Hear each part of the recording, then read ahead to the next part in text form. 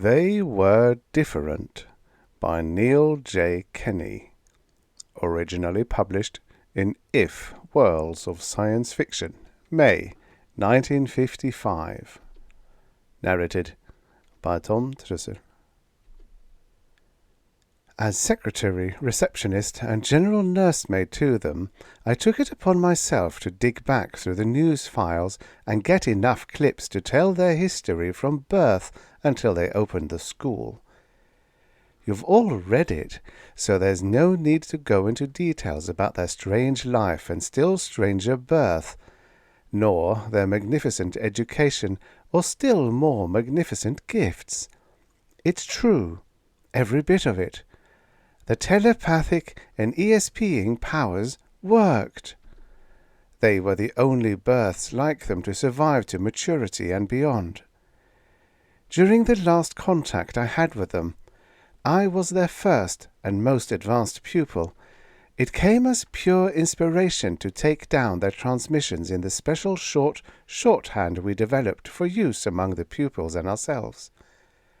What follows may be added to the story told by the news clips, differing only in person.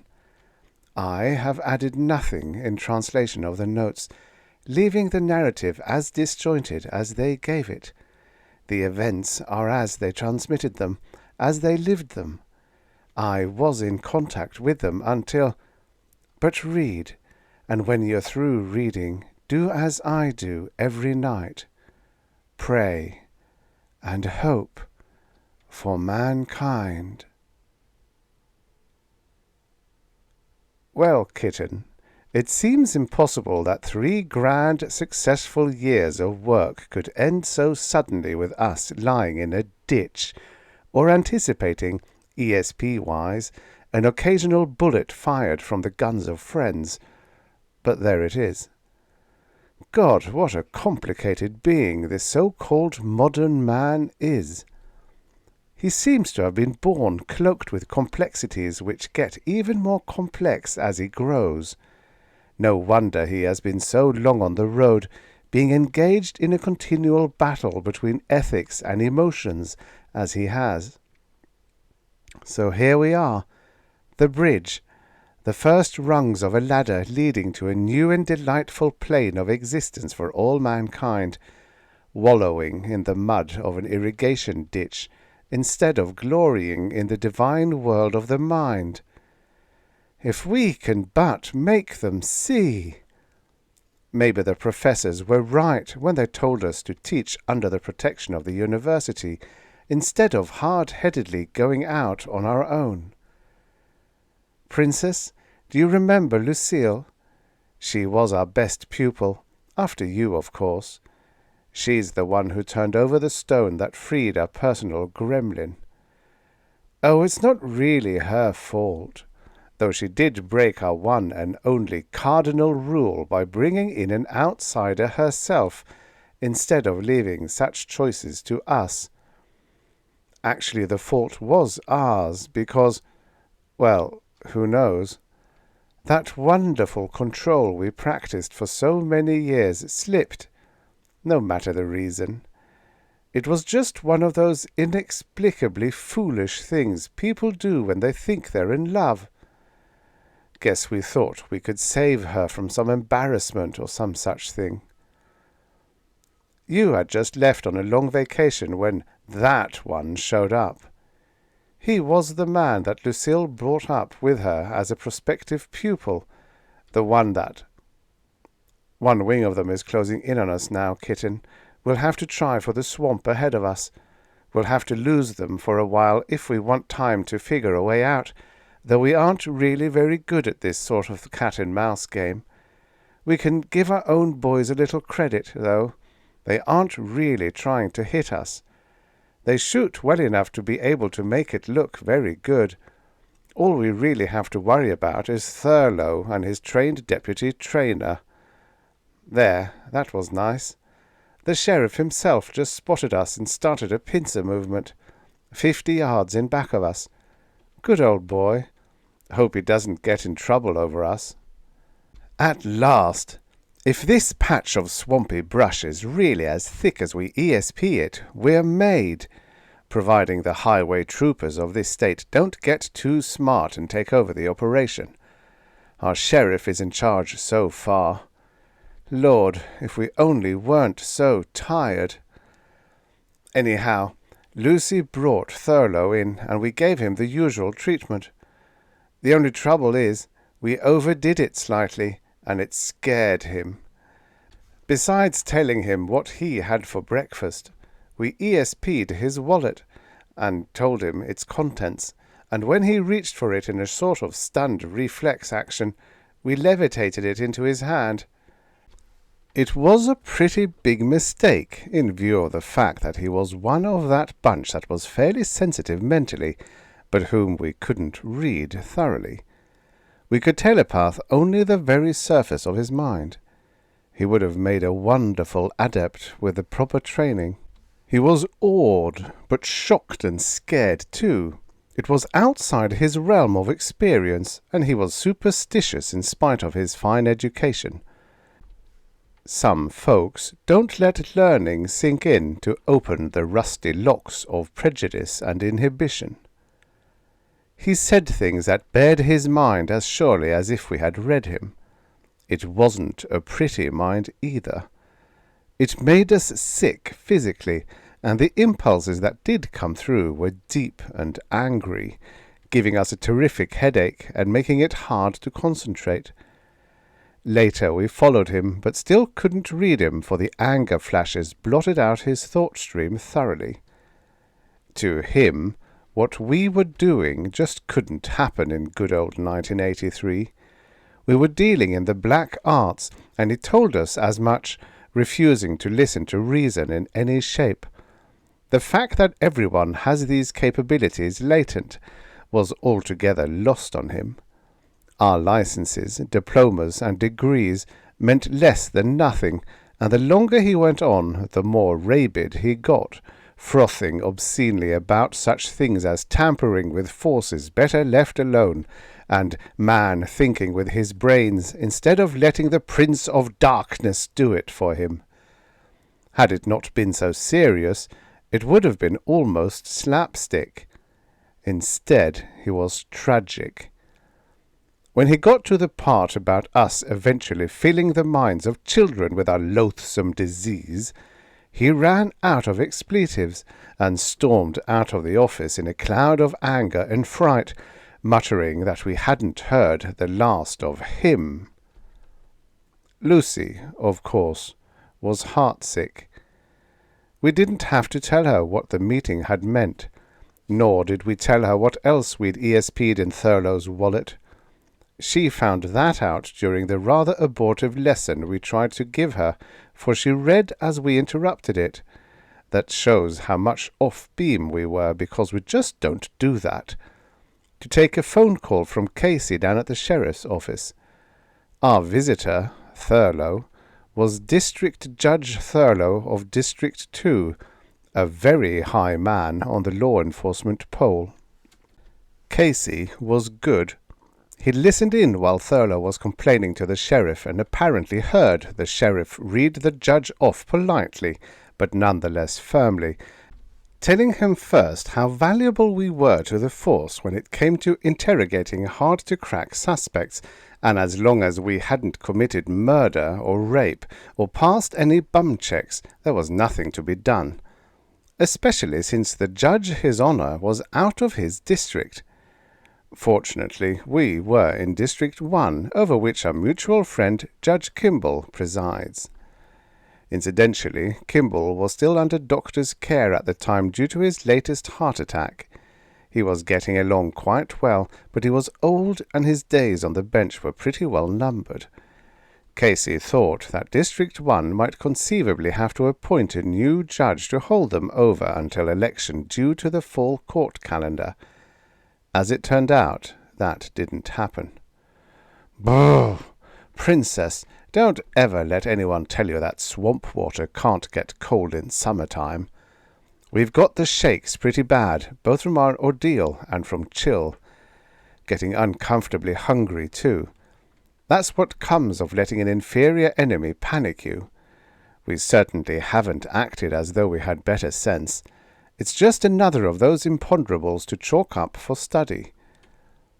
After Casey's call, the air seemed to be cleared, and under that driving compulsion which has never left us, we went on about the business of trying to succeed with nature since she had succeeded so well with us. The study of the deep processes of the mind eclipsed the next 2 days, and only the terrible jangle of that outmoded telephone brought us to the surface again. It's too bad that we had to converse orally with the great masses of the untrained.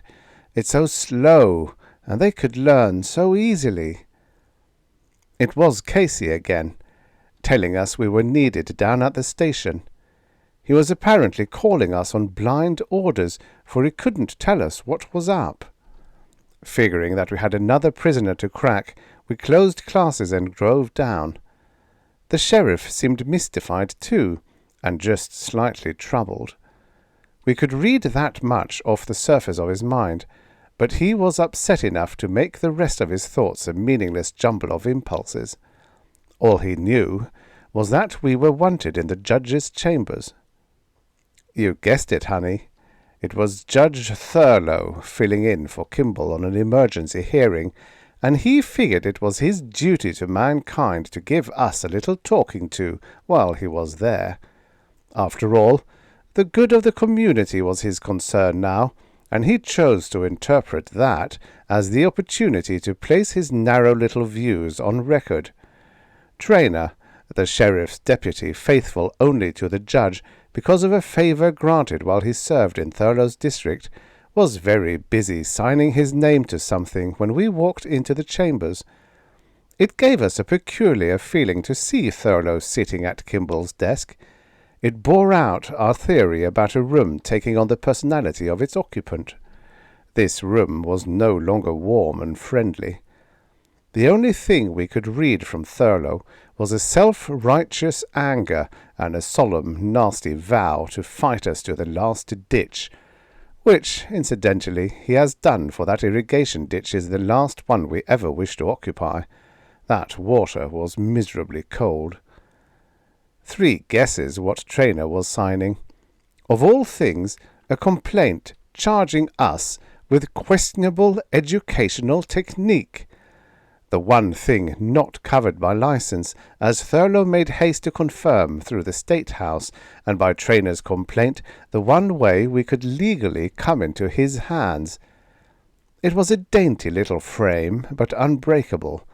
Spreading a sweet legal shovel, he asked us questions that minutely covered every phase and method of our teaching, then smiled a nasty smile, the while fixing his own signature to another wisp of terribly binding paper, a restraining order, the words of which forbade us to teach.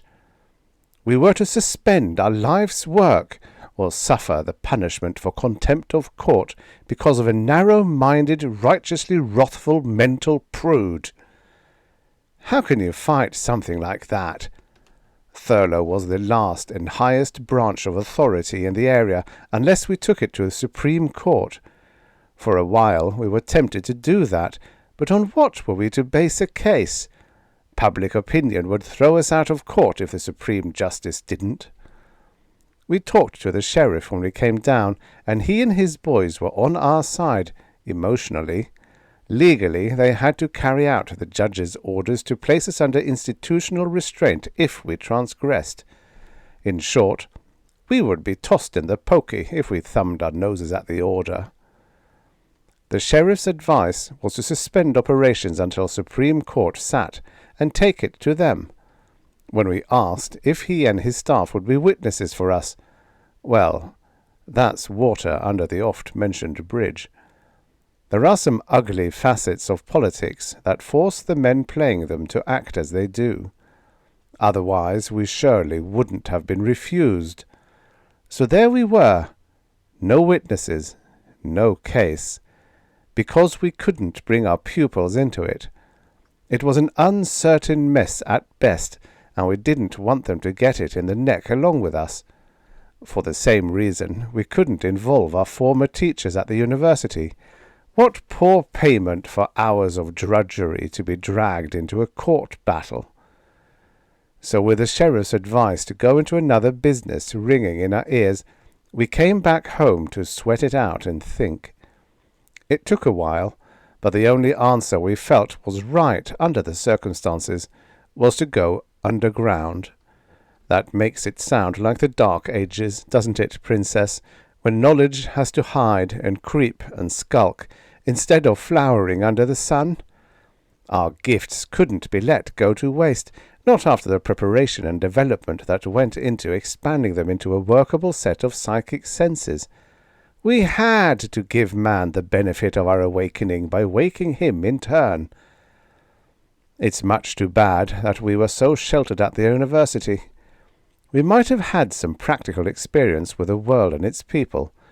We might also have known what to do about this awful hunger that is gradually tearing us down. It's getting to be a serious problem in our untrained condition. The profs wouldn't even let us play handball for fear of injury, so consequently we're nothing but a living cliché, skin and bones. Donald feels it strongly. We shall have to try to buoy each other and go on our combined reserves. Pray that we don't get too weak. It's been almost 24 hours since we've eaten, as there wasn't time for breakfast. Our clothes seem to be drying slightly, though it's still cool enough to make it uncomfortable and dangerous. This is the way colds grab you. We did pretty well in our choice of an underground location. We thought. Our mistake was in overlooking the police-trained mind of our bloodhound friend, Trainer.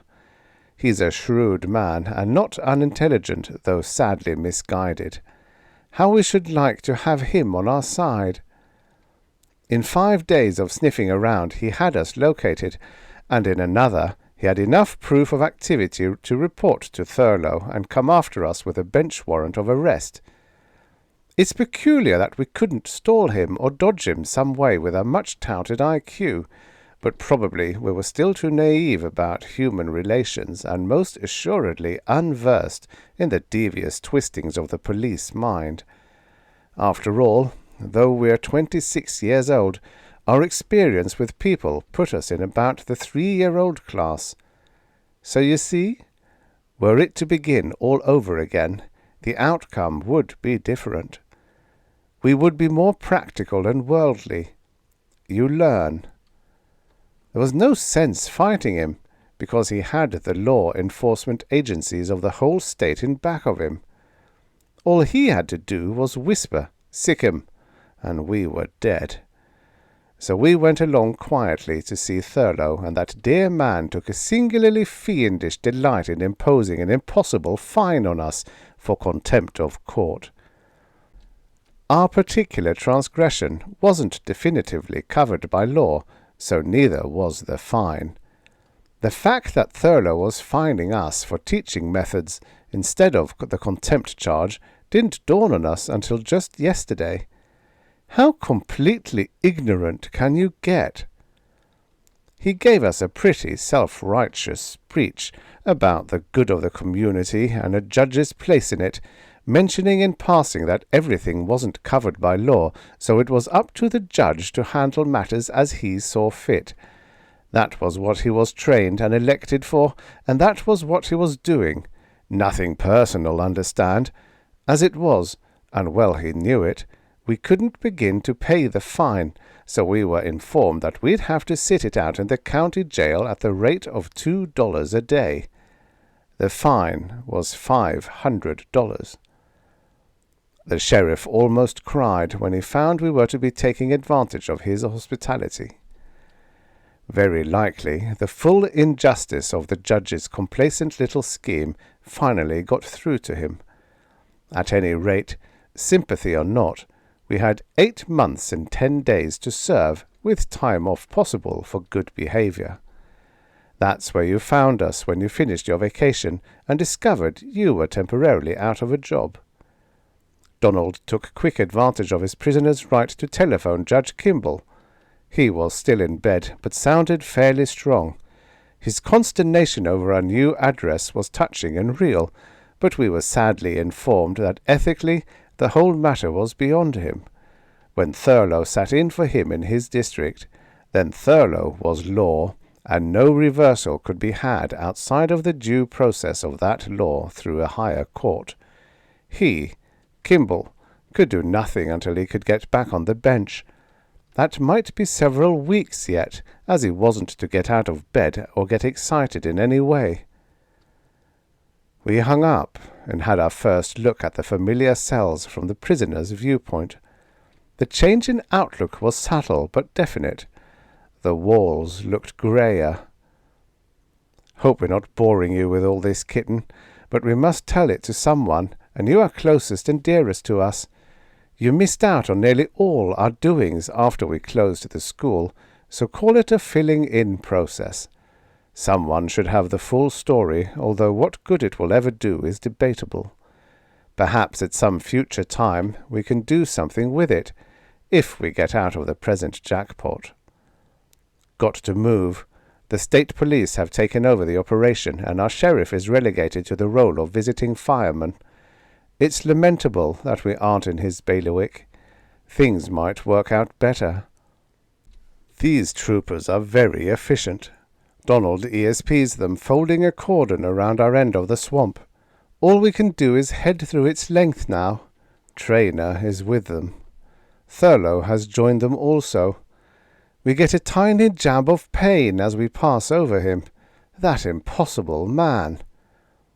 Naturally, our pupils fell off, thinking the school completely shut down, until you visited us and were able to pass the word that discreet visits wouldn't go unrewarded. Only a few drifted back for deeper learning and expansion, as you know. One happy thing about the others who are afraid to come back is that they would still make progress, having once been awakened, though it would be infinitely slow and groping. The nucleus that sat with us on those once-a-week school days grew stronger very rapidly, for knowledge is cumulative and progressive, and they began to realize what they in turn had to do when they were ready. Credit must be given their strength of mind for seeing and accepting such a responsibility with the enthusiasm they showed. It was too good to last. Trainer's turn at afternoon shift came around and lasted the usual month, which gave him plenty of opportunity to watch us like a hawk. He did. We were cautious, but we couldn't know what he was watching for, because he didn't know either. He found out one afternoon. Visitors just don't come around and merely sit, staring at each other or the walls. We learned another lesson from that. Men with as much training as he had don't always consciously think things out with their surface minds. Their reactions became instinctive, and as such untraceable by the most adept telepath. We knew he was there to spy, but that's about all. The net result was a direct order from Thurlow cutting off not only all visitors, but as Trainer gleefully advised us, cancelling all accrued days off for good behaviour. That's 5 days a month in this state, and was almost unbearable. The thorough injustice of the whole affair was beginning to gall mightily, getting under our rather thin skin in many places. What seemed the final crushing blow was the news that filtered into us from Judge Kimball's court reporter. He'd taken word to the sick man about our latest loving treatment by Thurlow, and it angered Kimball enough to make him get out of bed. Too soon. He died on the floor of his bedroom.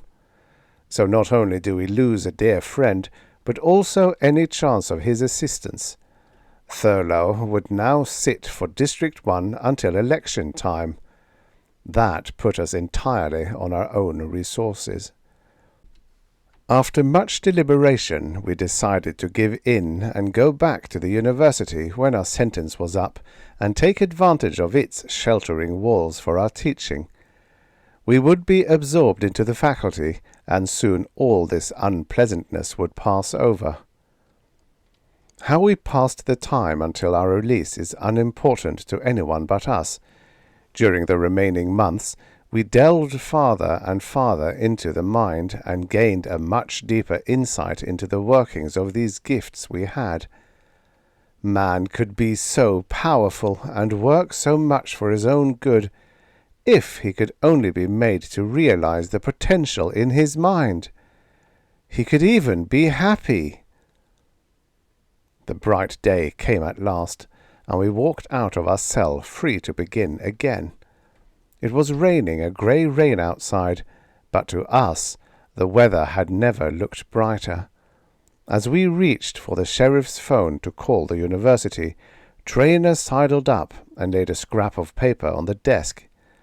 A glance was enough to make us hang up on the uncompleted call. It was another restraining order. After that, we tried to find work on the outside, but it was a sorry failure. The curse of being different is a mighty one indeed. No one seemed to care that we had feelings the same as others, and that we could get just as hungry and thirsty without funds to buy. Ah, there it is again. Those words, hunger and thirst, as if we needed a reminder. Donald is getting weaker in perception. He has always been the first to feel such things, and we've never been able to trace the reason. We certainly have no— I interject at this point, for telepathic contact with them broke unexplainably. I prayed for their safety, for I suddenly knew what it would mean to lose them. What a drab, dreary, bigoted world it would be without them to teach us and help us.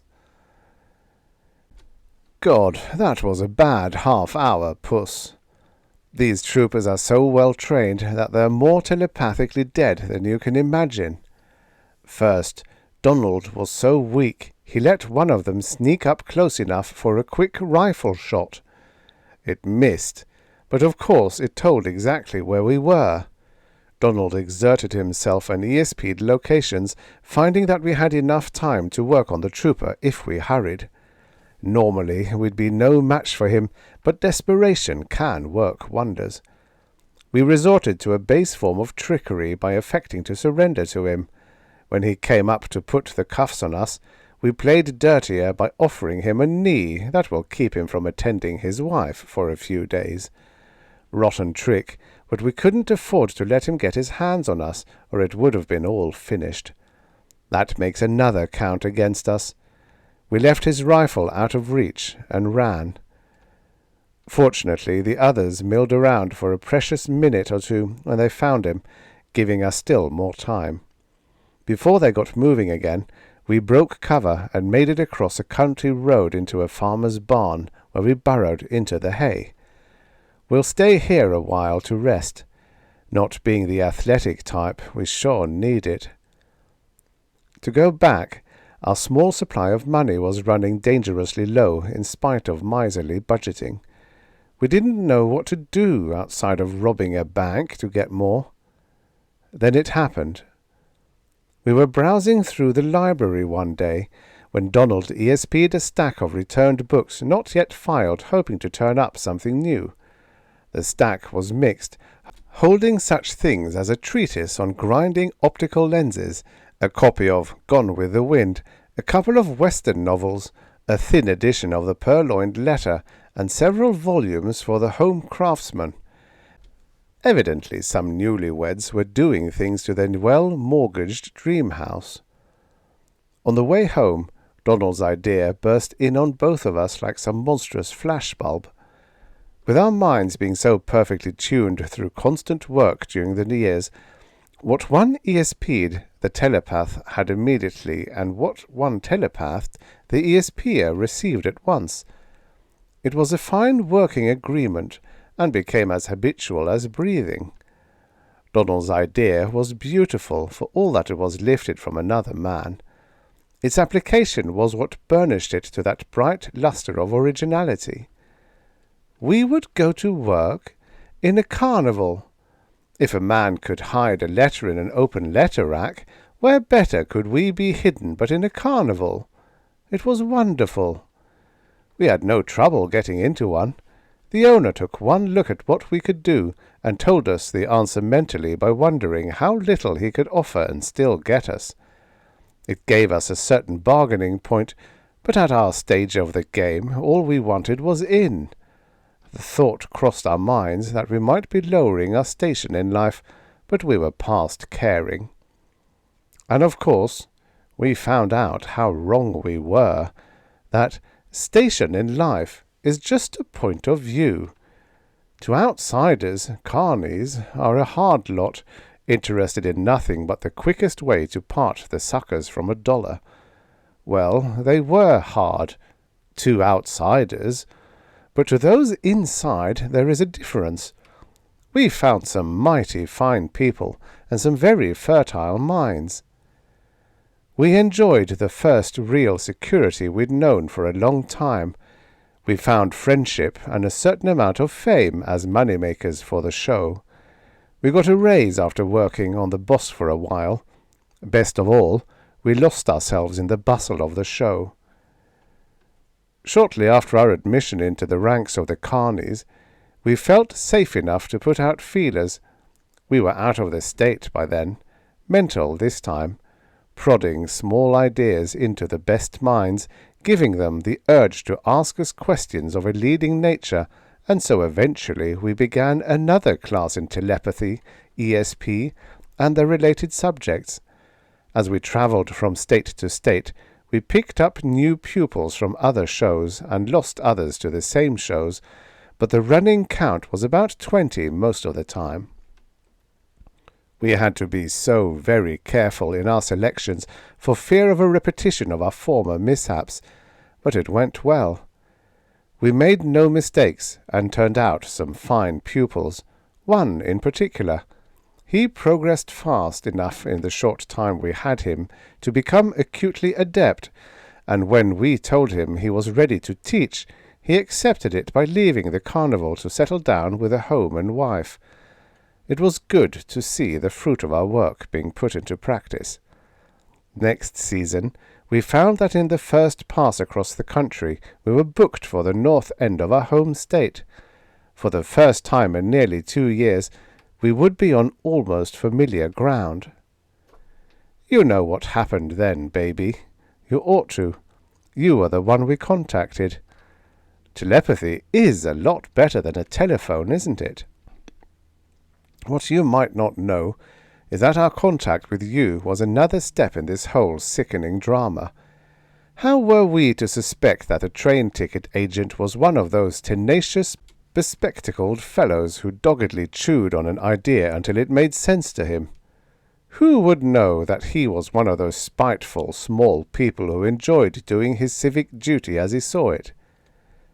He wondered why so many people were taking the same train on the same day to the same place when it had never happened before. People just don't travel 300 miles to take in a one-horse carnival. Being a small town, he knew most of the folks by name, or at least by sight, and he recalled that you, sweet, were once our secretary. Imagine the excitement he felt at having such a momentous thing happen in his dull and uneventful life. How best to savour the taste of it? Why, call the sheriff, naturally. Oh, it must have been delicious. Let's hope he enjoys the memory. With our luck, it was out of the question to have anyone but Trainer answer the phone and swing into high gear. Apparently Judge Thurlow had run for District 1 during the election and made it, giving up his own stamping grounds for some reason. It hardly seems possible that he'd do it just on the hope that we might decide to come home and set up shop. No man could be that vindictive, could he? Or are we still much too naive to be allowed out without a keeper? Who knows? We do know that the group was followed by Trainer and another man at Thurlow's orders, and when they saw all of you meet at a certain tent in back of the Midway, all they had to do was sneak close enough to hear that there was exactly nothing going on. We were all so excited at seeing each other that their presence went unnoticed. Besides, what need to exercise caution when there wasn't an unfriendly face within miles? When Traynor made his telephone call to get the permission to arrest us on the strength of another bench warrant, Thurlow prepared in a hurry, his emotions penetrated our little circle, but not soon enough for everyone to get out safely. It all happened so suddenly that our lifelong control snapped. The persecution was so sneaking and so needless. It didn't take long to dispose of the two deputies. Desperation again, and thick anger. We lost no time in trussing them solidly and leaving them unconscious. After it was over, we realized what a deadly game it had suddenly become. We were in deep trouble again, deeper than any that had gone before. And we needed time, lots of it. Take our word for it, kitten, and stay underground during any time you and the others may teach. It's your duty to use care, because you certainly won't be able to advance your state of learning or help others while under detention. Keep in touch with the others. Your ranks will fill if you can succeed undetected until it's time to come into the open. Don't get into our fix. Don't be forced into breaking the law. We didn't break it by teaching supposedly satanic courses, but by ignoring the restraining order, then by beating up the police and running. Running wasn't too bad in itself, but it made it tougher when in our shocked haste we took a car that didn't belong to us. Then, too, we shouldn't have taken it across the state line. That made it a federal offense. Even if the troopers get us, we shall first be guests of the FBI. Sweet mess, isn't it? Lordy, this hay is dry. It's sweet-smelling and comfortable lying here, but it's dry and dusty. It'll be too bad if nature gives us away through a tickling nose. We can do without her tricks now. Donald has just ESP'd a water trough in back of the barn. We must take a chance on it. This raging thirst is as crippling as the lack of food. We drove in a huge circle and left the car well before the morning, continuing on foot in the general direction of our friend who had left the carnival to teach. It was our hope to be able to stay there until things cooled down. We finally made it, tired and hungry, and got the welcome we expected. He was overjoyed to see us. You'll never know how cosy and warm that house felt, or how utterly good was the smell of baking bread. His wife is a jewel. We received a jolt the next morning before breakfast. The neighbour's little girl came bursting into the house in what apparently was her normal fashion, while we were teaching a small class that our friend had collected. She was extraordinarily sensitive, and our combined minds made a terrific impact on her perception before we could control it. Her eyes opened, and she was all for broadcasting to every child in the block, but Donald got us through a sticky moment. He made it her own personal secret in a way that only children can appreciate, and then showed her one of the simpler tricks of ESP. She grasped it at once, for children are extraordinarily susceptible to instruction. Their minds haven't had the chance to get cluttered by inhibitions and conventional thoughts. She was wide-eyedly delighted and promised her cross-my-heart promise that no one would ever know about us. But of course they did. Parents being what they are, it was foolish to assume that an untrained child could keep the signs of her adventure from them. The signs pointed to a story, and it didn't take them long to pry it out of her. It wasn't the girl's fault. The adult odds were against her. They poked and prodded at her for the cause of her overly bright eyes and animated spirit, until the poor child was overwrought and blurted out the details of her immense find. The mother was at once sympathetic to her and us, bless her, but not so the father. They both knew she wasn't imagining it, because of the stories they'd heard of us over the years, and the father blew up. We could sense the whole tableau telepathically, dreading the outcome, knowing what it must be. The father stormed about the house, crying death and destruction on us, while the mother tried to get him to listen to reason. He was mentally incapable of doing it. He, like so many of the others, was terribly frightened at the unknown, fearsome thing in their midst. It was unthinkable that we should stay free of captivity when there were places for people like us. We shouldn't be allowed to mingle with normal, decent folks. The upshot was a long-distance collect phone call to the judge, who doubtless accepted the charges quite happily. We couldn't stay, so we turned to run once more. That's about all there is, Princess. We've run until we can hardly run any more.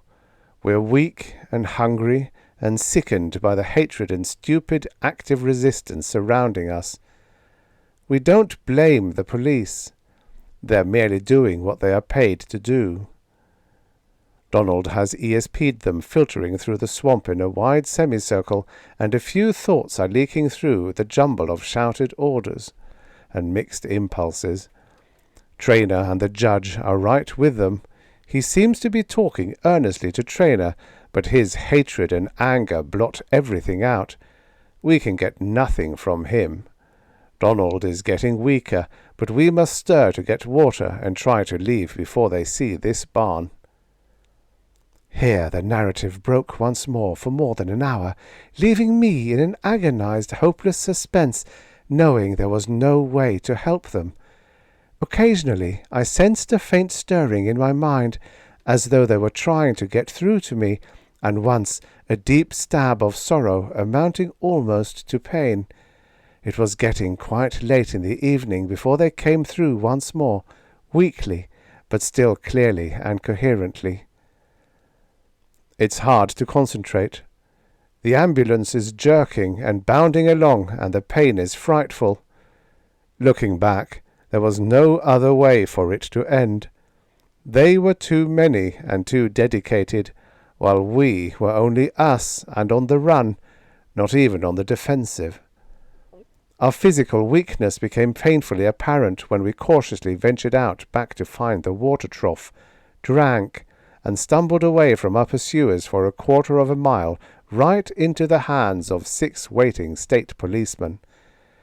We'd been so intent on the men in the swamp, so blanketed by Thurlow's hate, and so tired that we didn't sense the danger from another direction in the form of a flanking movement. The operation was the end for us. They all had drawn weapons, but when they saw our sad state, they rather sheepishly put them away and took us almost gently in hand. We're getting weaker. Unconsciousness is near again. Would that we could have stayed with them. Instead, one picked up a walkie-talkie and called in our capture. Even in the turmoil of the moment we could pick up flashes of amazed, frightened, and curious thoughts as many of them saw us for the first time. Funny how the mind will act at times of stress, making one an observer of one's own actions, so to speak. Another phase opened for study. Thurlow thanked the statesman brusquely and said he and his deputies would take over, airily ignoring extradition procedure. The police chief and our sheriff were dubious about the course events were taking, but didn't want trouble, so they offered no active resistance. We were too tired to care any more. That was our third mistake, to lose our alertness completely. Had we been quick enough? But no, we couldn't have avoided it.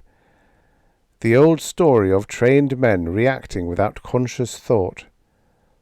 Apparently in accordance with previous instruction, Trainer and his helper began jostling us viciously but expertly, making it appear as though we were trying to escape. Before we realized our danger, we heard a cry of warning from the sheriff and a vindictive shout from Thurlow. It still rings in our ears. "Do your duty, Trainer! They're escaping!" Trainer's reflexes jarred him into action, and it was over for us almost before it began. It hurt them, but the pain is worse now, and total blackness is closing in once more. Fighting it off gets increasingly difficult, alone as I am. You see, Donald has just died, quietly. He's escaped them, but that leaves the fight to me. It won't last long. The load is too much for one alone. The one bright feature is the fact that our work was begun. Stay with it, darling, and carry on for us. Please know that you had all our love. Goodbye, Princess. Almost exactly 1 minute later they arrived at the hospital.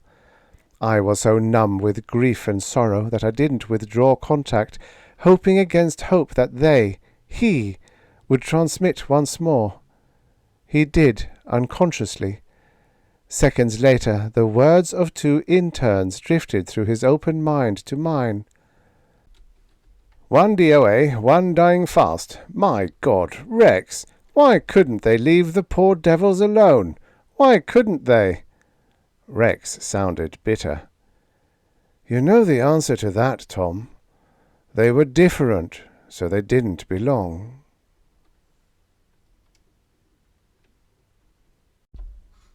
The end. Subscribe for your daily stories or futures past.